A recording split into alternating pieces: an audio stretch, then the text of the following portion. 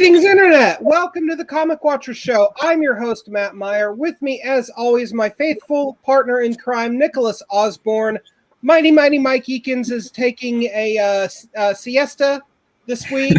And our guest, our first ever returning guest, the one and only legendary Tom Peyer of Ahoy Comics. Tom, how the heck are you? Welcome back. Thanks for having me. I'm great. I'm honored to be your first repeat guest.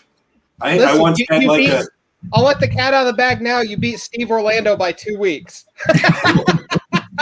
Well, I once had like a sausage sandwich that repeated on me, so I think I know how you feel.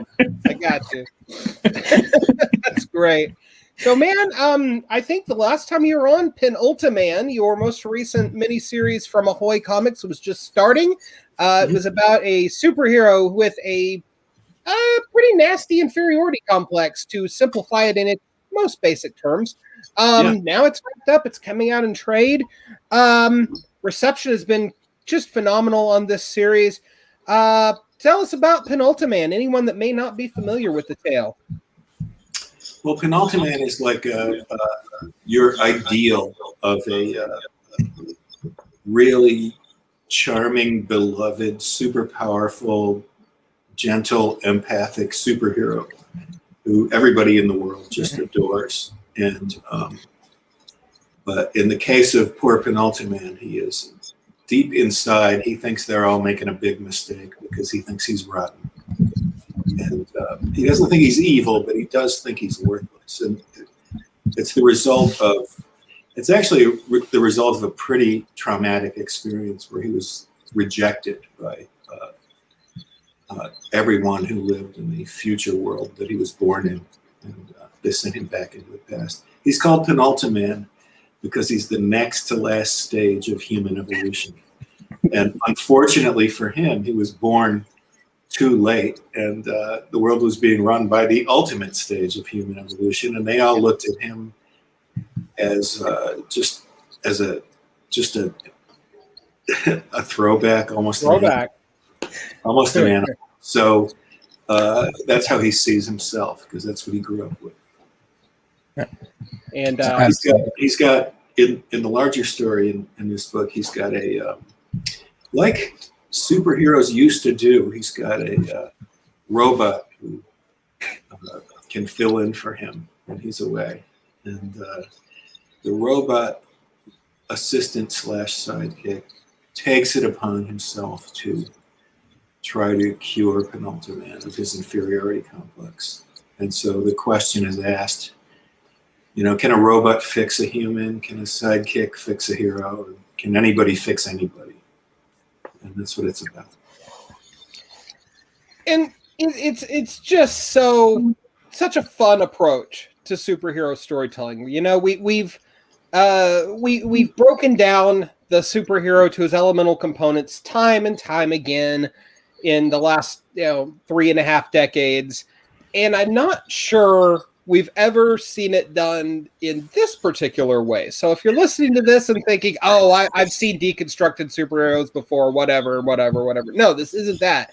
Like, Penultiman is a fun series, like everything from Ahoy.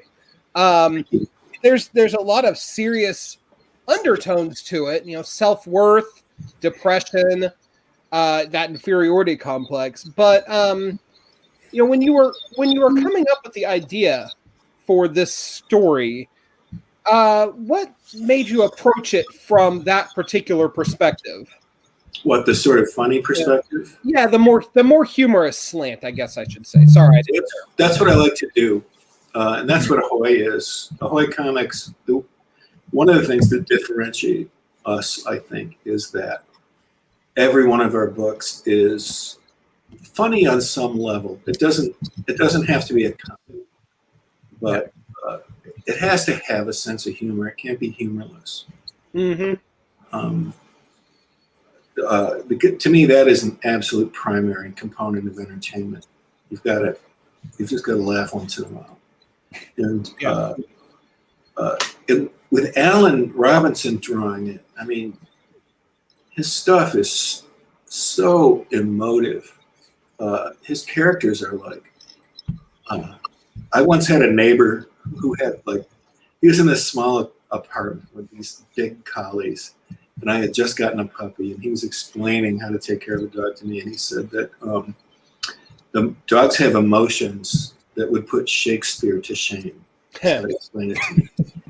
And I think so do Alan Robinson characters, because without missing a beat, without changing his style at all, the facial expressions, he can go from tragedy to comedy back to tragedy. Oh yeah, definitely. And it's so convincing, but it's also it also has that lighthearted quality, that Ahoy quality. Yeah, most definitely. So seeing his art really helped guide the direction the story was going. Right. Now, is this your first collaboration with Alan? We might have done a Poe story together. I know we did one recently. We might have done one before then, and I'm embarrassed right now. I've written so many. You know, I was telling this story the other day. I was once probably the most embarrassing story about me at a convention, I hope, is or the one I'm most personally embarrassed by was I was signing, and it was in the late 90s. I think 97, I wrote too many comic books, like I got to, so I did. And I wrote so many comic books in 1997. And that, a guy came up to get this comic signed, and I looked at it, and I said, I'm sorry, but I didn't write this. And he said, yes, you did. And I opened it up, and I did write it. And he looked sad, and he said, it's my favorite. He looked like I had just really hurt him. I just felt so bad. So I looked at it, and I remembered it, and I just really just covered him in I remember this, and I'm grateful. But my first 3 looks at that book, it was like I'd never seen it before. Oh no! So don't write too many comic books. That's the moral of that story. Yeah, that is the moral of that story. At least not in 1 year.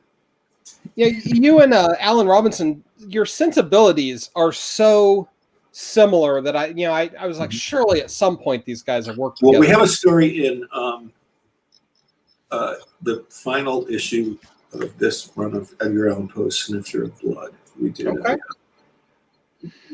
He did a wonderful job on this story. Oh yeah.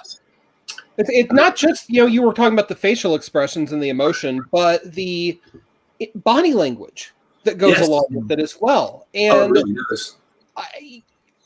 People tend not to think about that until, you've read a million comics like I have, or you're an artist yourself. But then when you do see an artist like Mr. Robinson that is able to so adequately convey shame, self-doubt, self-loathing so well, and then you go back and look at another artist that maybe draws their characters like they're all posing for a pinup, and the difference is just enormous. There really is life in his characters. Yeah, most definitely. Yeah. So I just love his stuff. The great job he did on that Poe story that came out this month. There's an adaptation of Mask of the Red Death. Not really an adaptation. It was like, let's look at it and how can we make this as stupid as possible? And, and we did. It's incredibly stupid, but it's also, most of it's in black and white. And Alan did. Go look at it if you can, because Alan really nailed that. That's funny. I will check that out, actually. Yeah. So, Nick, do you want to jump in? Yeah, definitely. I want to dig into, we're not going to get through this episode without digging into that ending for Penultiman that we saw in issue 5, because that kind of came out of nowhere. But first, I want to talk a little bit about the choice of names behind what we saw with Penultiman, the robot, I guess, assistant, Anti-Penultiman, and then their robot assistant, Pre-Anti-Penultiman. Yes. It is a mouthful, and it's also hilarious and kind of a meta take on this delineation of shame and how it's coming from this creator and passed down. There's always that intellectual element with Ahoy, while it's still keeping you laughing through the panels. So can you talk a little bit about the concept of these three different characters and their names and sort of what it means for the story? Sure. Well, Penultiman, I mean, the people who rejected him, the people who gave birth to him and rejected him and exiled him from their century, were the ultimate people. So he's the next to the last. So he's Penultiman, the penultimate. And the thing, penultimate means next to the last. The one before that is anti-penultimate, and the one before that is pre-anti-penultimate. And then I ran out of words. There's no words for the one before that. So there wouldn't be more robots. Just a natural ending point. Yeah. It's just it's nice to. There's probably would have been a time earlier in my career where I wouldn't dare give them those names. Things have loosened up considerably. It's interesting to hear you say that, though, because your stories have always had a fun sensibility to them. I mean, your work. I mean, '90s. You're talking about that earlier was very much in stark contrast to the trends of the time, and you just sort of maintained that ever since. Well, thanks for saying it that way. I appreciate it. I always tried to be. I just wanted to. I know it's important to tie in with the crossover and not use the Brooklyn Bridge if it was blown up in Flash and all that stuff. But I'm more interested in just being entertaining. Sure.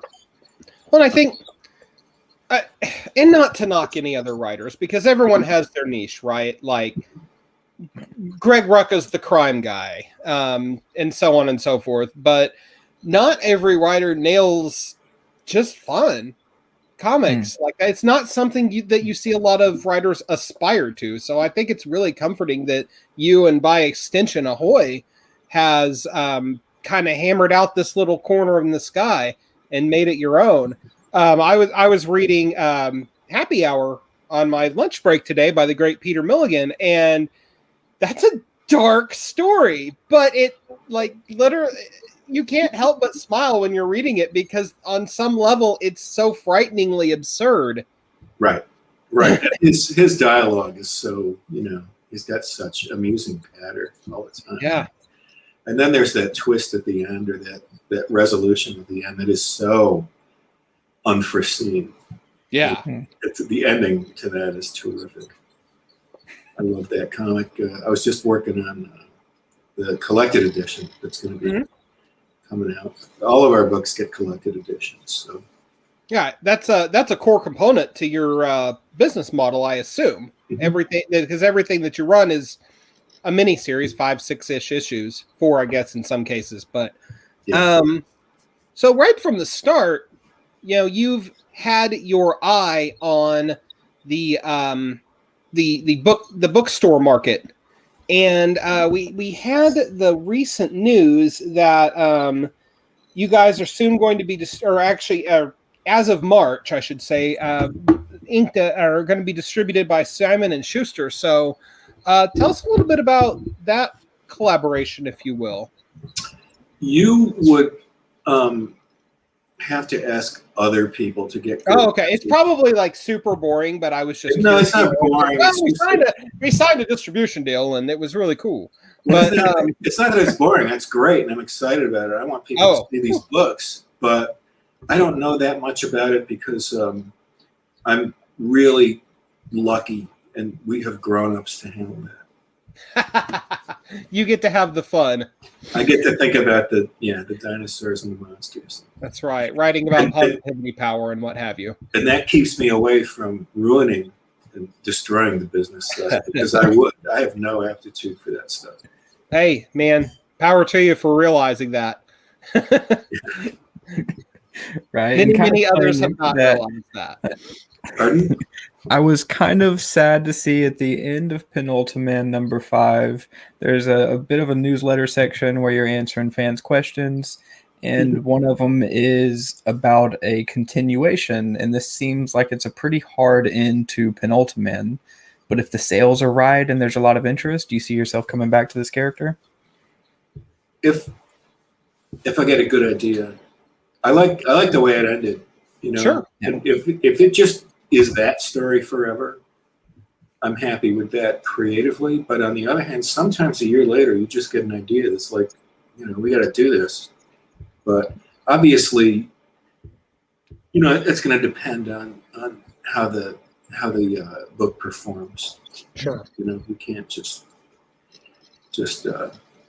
we have to look at that. Yeah, absolutely. And it feels like a pretty idea-driven book because, like we talked about with the levels of like shame and things like that we're getting into this character and the inferiority complex, it doesn't play out like we really thought it would. We kind of, or at least I did, reading this expecting something of a happy ending for this character and a realization of self-worth and maybe self-love. But that doesn't really happen. That's not the trajectory that we see this story go on. That's what happened at the end for him. At the end, and it was.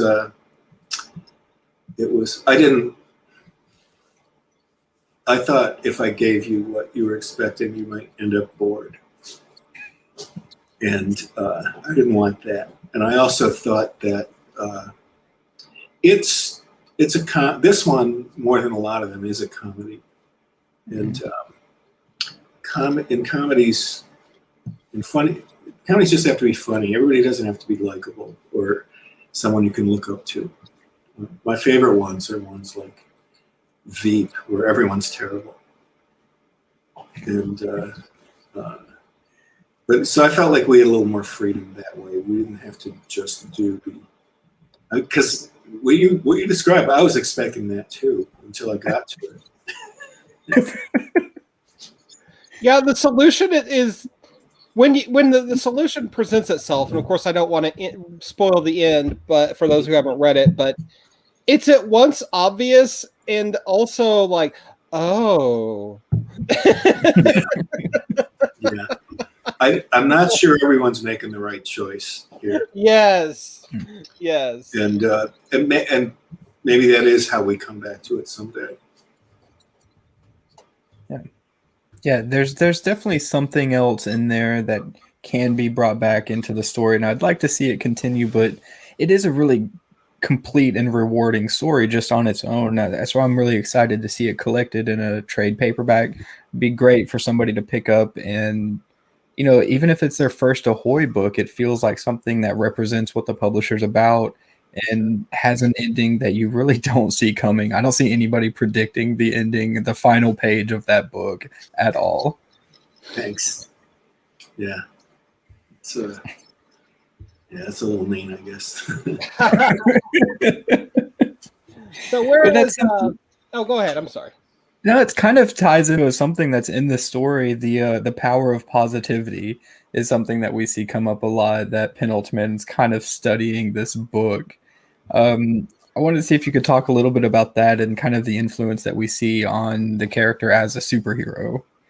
Well, I think that's part of his problem. While his good and faithful android is looking at him and really trying to figure out what the problem is, I think Penultiman himself is really just running away from it and seeking easy, false solutions. And, that search for an easy fix is distilled into two words when Anti-Penultiman. It is a mouthful when you start trying to work it into. It really is. When Anti-Penultiman just flat out tells him empty ideas and holds the book up. And that's such a, I don't want to say easy, but I mean, it's just such a great indictment of the self-help gurus out there. The Brad Goodmans of the world, if I could drop a little Simpsons on you. Yeah. But interestingly, the positivity, the power of positivity power has kind of a weird wrestling vibe to it. with the big arena and the fakeness of pro wrestling, that I also thought was funny. I just imagine that exists somewhere. Yes. Because there are churches that are like that. Oh, yeah, absolutely. He's from Texas and I'm from Oklahoma. You're not telling us anything we don't know. Yeah. So I wrote that I don't know any self-help gurus who do this, but there's got to be ones that do. Oh, yeah. Yeah, like, absolutely. Absolutely. There's no doubt. I couldn't help but think that there's maybe something a little bit deeper there with what we search for in the superhero genre and kind of this enduring sense of right always kind of triumphing over wrong and the positivity that we get. Because there's kind of a Superman flair with this character where they're adored by everyone and they're kind of all power, where they just show up and they're smiling and it's kind of a part of their persona. But then they're going home and studying the power of positivity, and it feels like it's a bit of a commentary on what we expect from superheroes. Is there anything into that? I don't know. I don't know if I thought about it that way, but I always find that stories have things in them that the author didn't think of and other people can see. But I was really going for how, and I did this a little bit, but his immersion in this easy solution of positive thinking in this self-help guru really kind of hurt his ability to do his job. Yeah. He was a terrific superhero before this happened, and he started trying to fix himself. And then he starts overthinking everything and starts lecturing on positive thinking to people that are trapped under burning debris. Yes. No, this is the wrong approach. It really is. It really is. So it was his panic over this, and his panic over it was, he had this early trauma when he was kicked out of his century, but then something happens later involving anti-penultiman, and that kicks it into high gear. Yeah. And, after that, he's looking for easy solutions, and he's just not. It's really kind of ruining him. Yeah. Right. This underlying idea that somebody else is living your life and living it better than you. Mm-hmm. I think that's a legitimate fear that anybody could relate to if they thought about it hard enough. Imagine how Bizarro feels. Yeah, exactly. There's something to that. Most definitely. It kind of plays into that whole vibe where this feels like a spiral for the character. I mean, our main Penultiman, it feels like a spiral downhill, and you kind of expect that spiral to reverse its trajectory and go back up, but it kind of just keeps spiraling down, and then that's where the ending happens. And I took a little hope in that he's trying something else. Yeah. And, for sure. It might not be the best idea, but it might, at least he's out of that one spiral. He might be in another one, but it might lead him out. Yeah, that's sure. An interesting approach. Yeah, I like that, because it is something different, and it's not something that's based on like what we saw with the empty ideas and empty calories concept. It is something tangible that we've seen in this relationship with the dynamics between Penultiman and Anti-Penultiman, where there's something there that could maybe alleviate how he feels while also strengthening the brand that they're worried about with Penultiman. And it's got an element of acceptance, which is something he's never been able to have before. Right. Yeah. So I don't think it's all bad. I still think it's probably the wrong decision, but I don't think it's all bad. There's some interesting visual commentary at play with the so-called ultimate end point of human evolution being weirdly contorted and asymmetrical. Was that something that you thought up yourself, or was it something that Alan brought to the fore? Well, he did it beautifully, but that was my joke. To me, it was a joke. It's like he just wishes he was one of these perfect people, and they're just hideous. They're hideous. They're helpless. They're pretty cruel. Yeah, they're pretty cruel and capricious with their treatment of him. I mean, yeah. This is what you want to aspire to, dude. Yeah, but psychologically and emotionally, it comes down to wanting to be accepted by our parents. Yep. And did you do a lot of deep reading and research into these core psychological underpinnings of Penultiman, or just kind of natural reading over the years, that sort of thing? I put more just feelings into it than reading. Okay. I put, I know how that feels, like to think you could be better. Sure. And maybe everybody does, I don't know. But I didn't do a whole lot of reading, but I've been alive for a long time, and I think I've absorbed a lot of things maybe I didn't know I absorbed. Well, if nothing else, I mean, the feelings and emotions that Penultiman feels, I mean, certainly rings true. So, you've clearly done your due diligence in however you came to it. Yeah, absolutely. Nick, did you want to jump in? Yeah, definitely.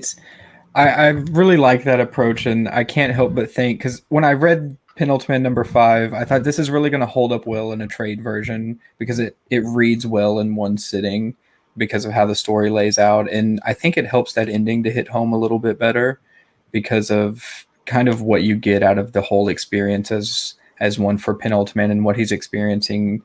Also with the family conflict, I think adds that layer of acceptance that you touched on a little bit. And it's something with the character, but they really enjoy, I guess, or have placed an importance on the brand of Penultiman and what society views this hero as in this time.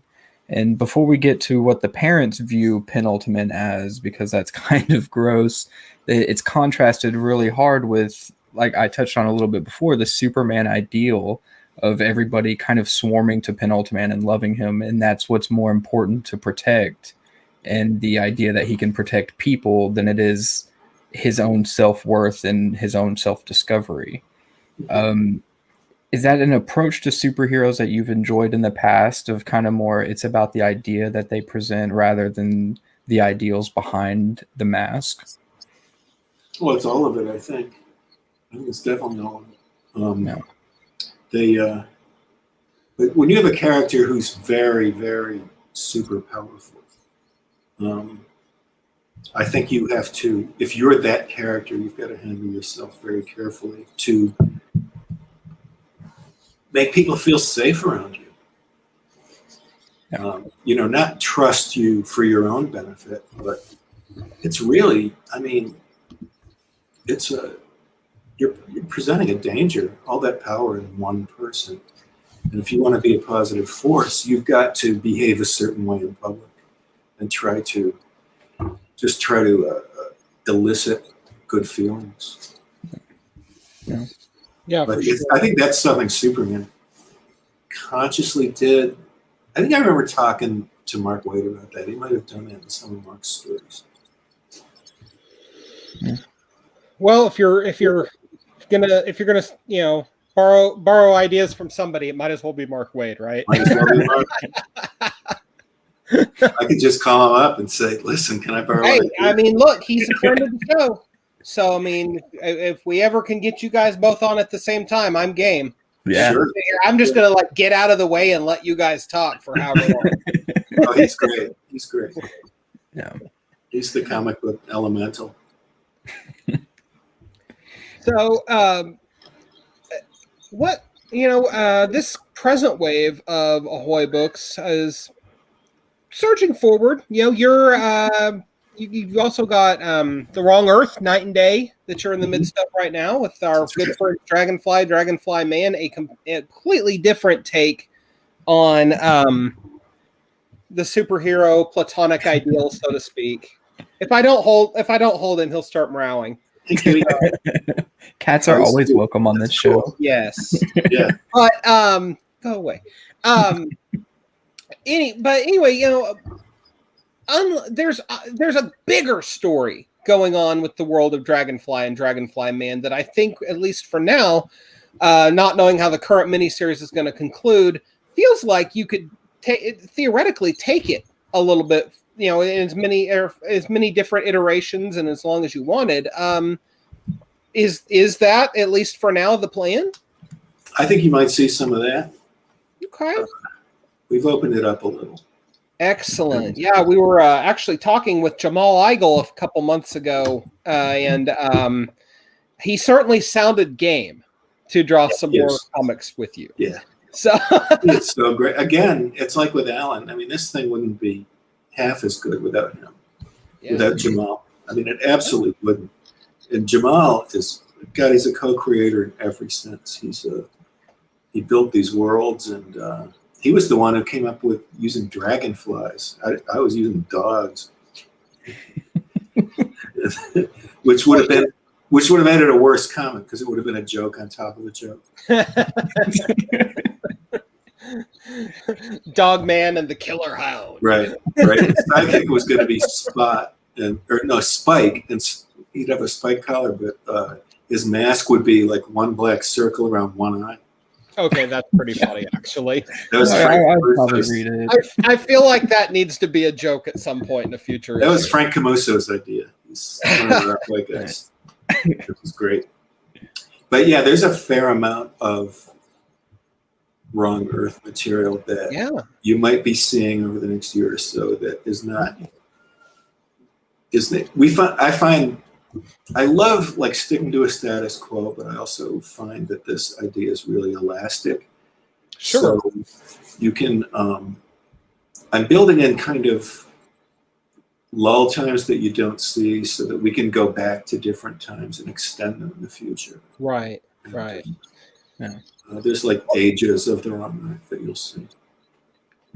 Well, the Wrong Earth is one of those you said elemental earlier, so I'm just going to borrow that word because it's at the front of my brain right now, but it's such an elemental and seemingly obvious concept. It's like, why did nobody think of swapping Batman 66 with The Dark Knight Returns years ago? I don't know who maximum comedic value. I don't know who this Batman is you speak of, but I think I know what you're talking about. Yes.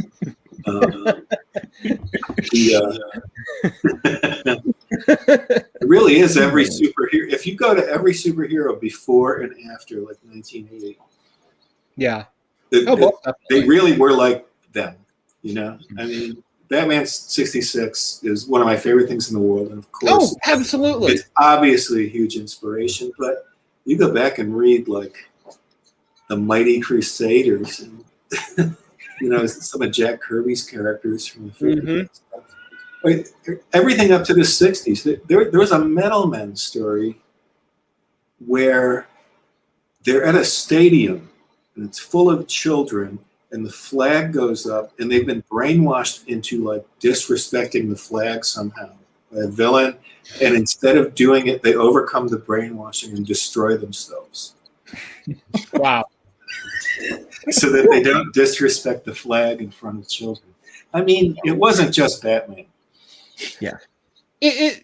People forget. Well, all the people except for Grant Morrison forget that Silver Age DC is just chock full of wonderful lunacy. It's magnificent. I was reading Arnold Drake and Bruno Premiani's Doom Patrol run. Yes.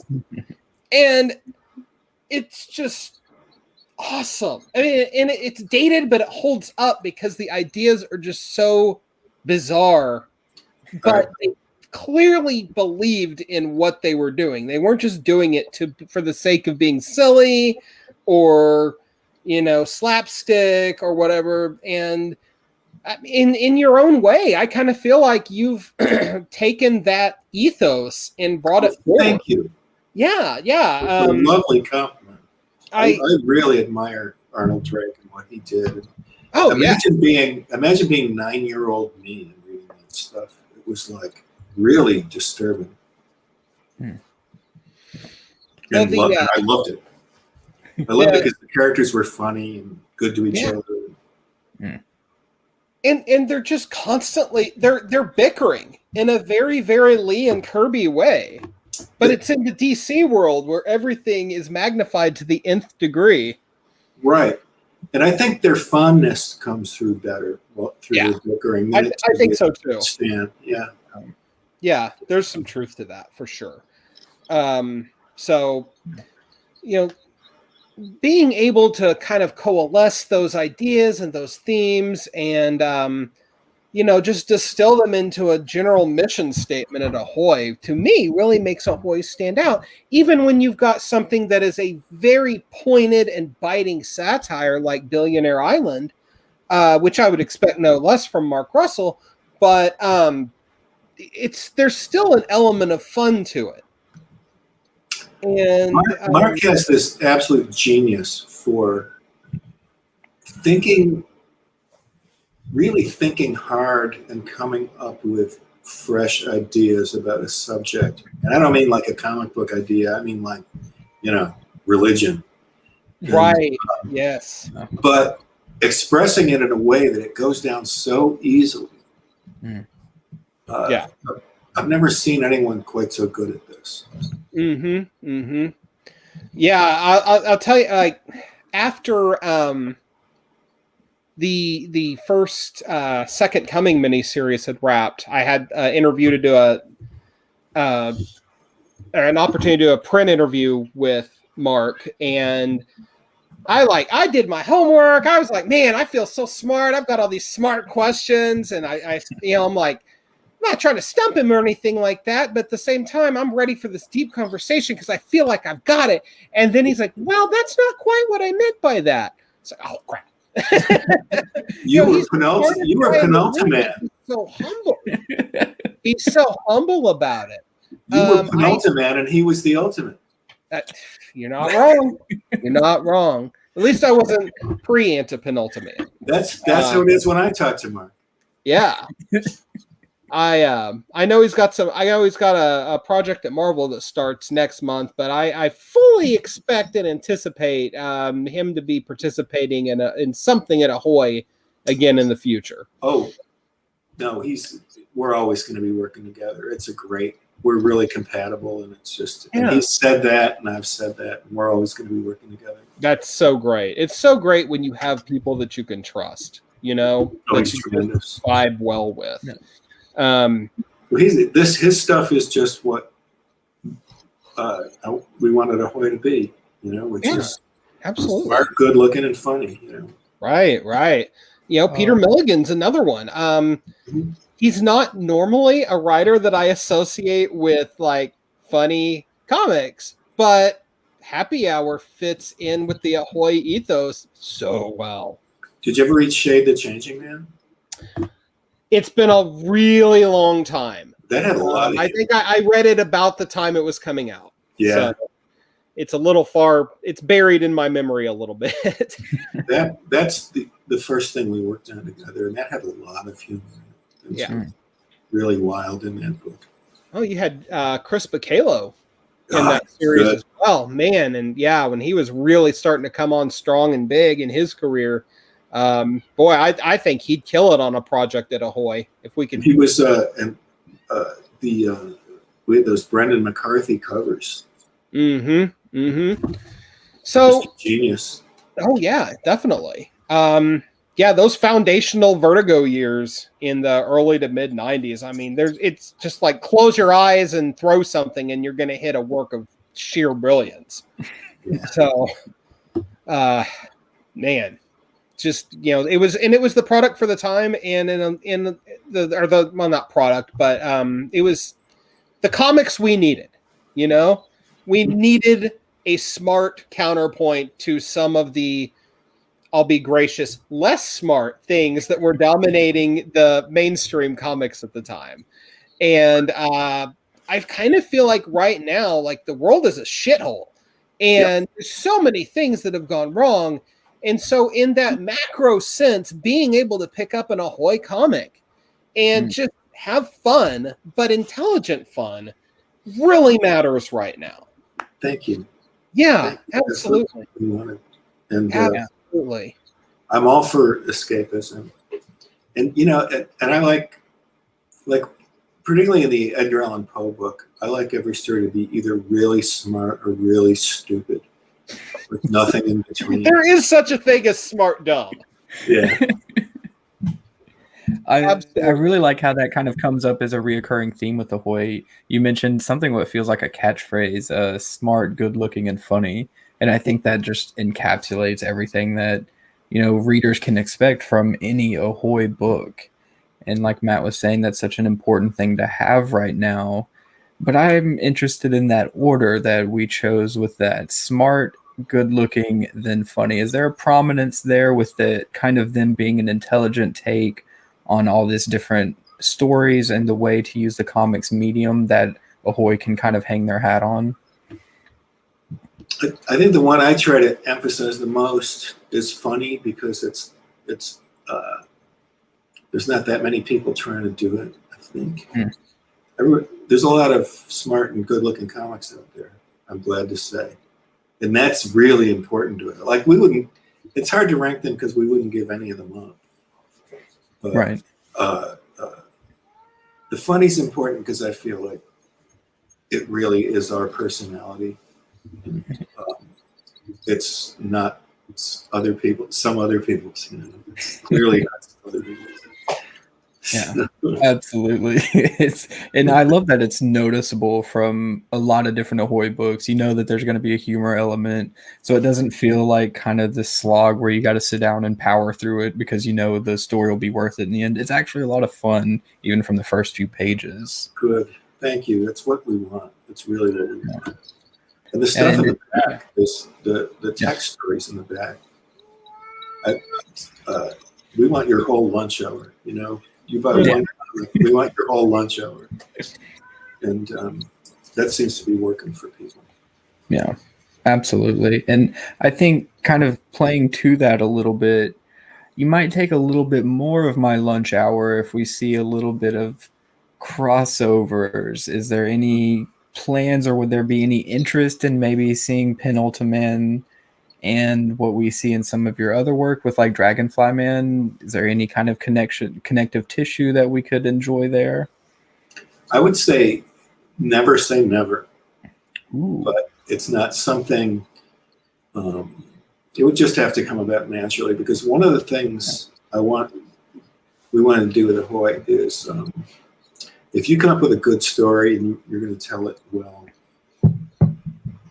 we don't want to make you interrupt it with a crossover, because I remember how that feels as a writer, and it doesn't feel good. Both a writer and an editor, I'm sure. Yeah. And also, I don't want to say to Mark, you can't use the Brooklyn Bridge in Second Coming because we blew it up in Penultiman. I want to say to Mark, go ahead and use the Brooklyn Bridge because I don't care. Yeah, there are pitfalls and opportunities both with the connective tissue like that. While it is great to see the characters together, when you start bringing in this interconnected universe at Ahoy idea, people start to carry that over into the other stories they're reading instead of just kind of enjoying them for the smart, good-looking, and funny books they are. Also, it's really DC and Marvel's game. We could never win. Sure. Yeah. Well, and I mean, to an extent, understanding that you've got your corner of the sky, you're sticking to your strengths. There's absolutely nothing wrong with that. You do you, boo, and just keep making strong comics. So we did do a crossover. I'm just remembering now. There was did you ever see High Heaven? It was one of the first books we came up with. I'm aware of that one, but I haven't read it yet. And it's by me and Greg Scott. And it's about a guy who dies and goes to heaven. And he gets there and everything's terrible and he can't leave. And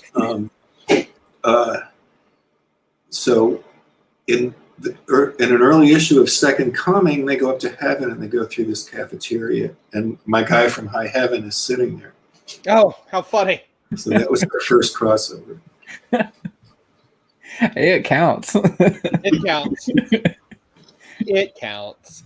So, looking ahead a little bit, I mean, as much as you're able, is there anything that you're able to announce or obliquely hint at as far as what's coming next with Ahoy? Because I don't believe we've had the next wave of books announced yet. Unless I missed it. We did just announce a couple books. Okay.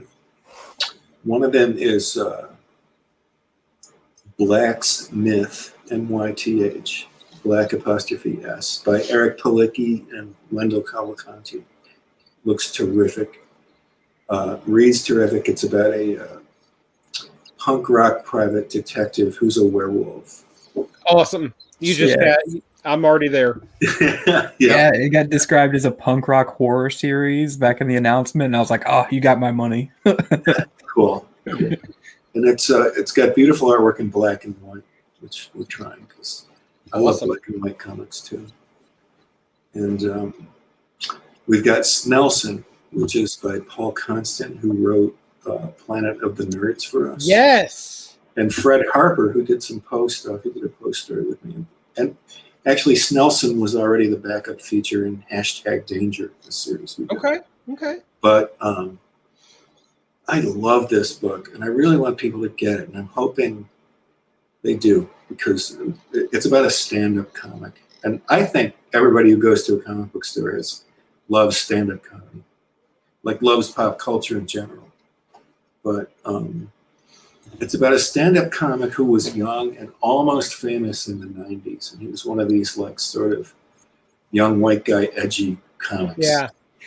And he's it's like 25 years later, and he's still the same.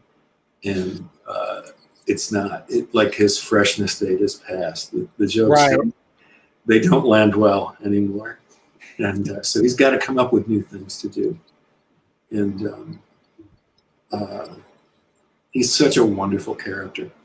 And the art is just phenomenal.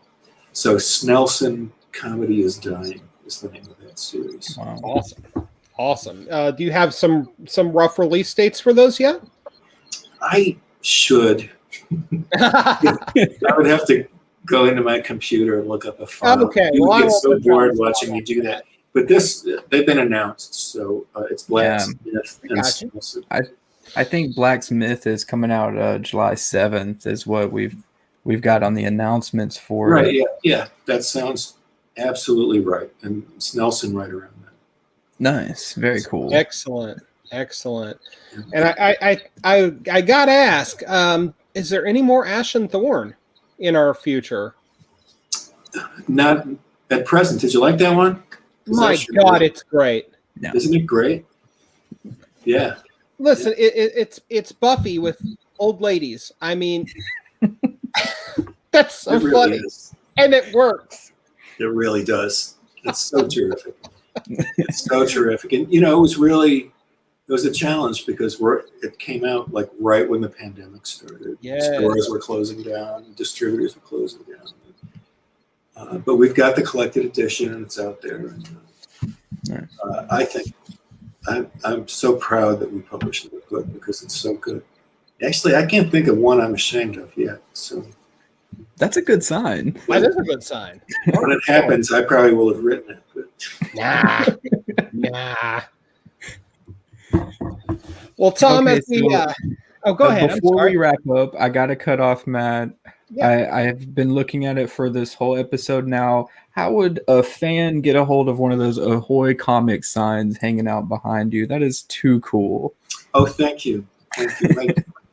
It's handmade. It's homemade. I love that. It looks bulbous, but it's like trempe. If you get up close, it's like absolutely flat. Oh, cool, okay. Though. Yeah. I mean, if that's hanging up in a comic shop, I'm buying it. Right? She made the POW, too. Yes. That's excellent. That's excellent. Well, Tom, thank you so much for hanging out with us this evening. The book is Penultiman. It's collected now. You can find it anywhere. The publisher is Ahoy. Buy everything that they publish because it's all great. Okay, and it's all so fun and it's all smart and it's all unlike. There he is. It's unlike anything else that's being published today. There's very few publishers right now that I can sit here and say, look, literally pick up any book of theirs that's coming out right now. Captain Ginger, Happy Hour, Ash and Thorn, Penultiman, Second Coming, whatever. Just grab it and it's going to be good. And, I really think it starts at the top, that high mark of quality. And of course, your years of experience and just honing your craft and honing your vision for what comics ought to be, at least from you. So, thank you so much for everything that you give to us, Tom. I've been listening to you all night. Man, listen. Well, it's genuine. You're welcome. They're real fans. Thank you. Who knows? Maybe we'll get you and Mark Waid at some point. And like I said, I'll just let you guys talk for an hour or however long you want, and we'll just shut up and watch and eat popcorn. And who knows? Who knows? But yes, Ahoy Comics rules. Everybody, you should definitely check them out if you have not already. So until next time, we remain the Comic Watchers Show. You should go out there, read something awesome, support your local comic book store, and above all, be kind to each other. Thank you for listening. We'll see you next time.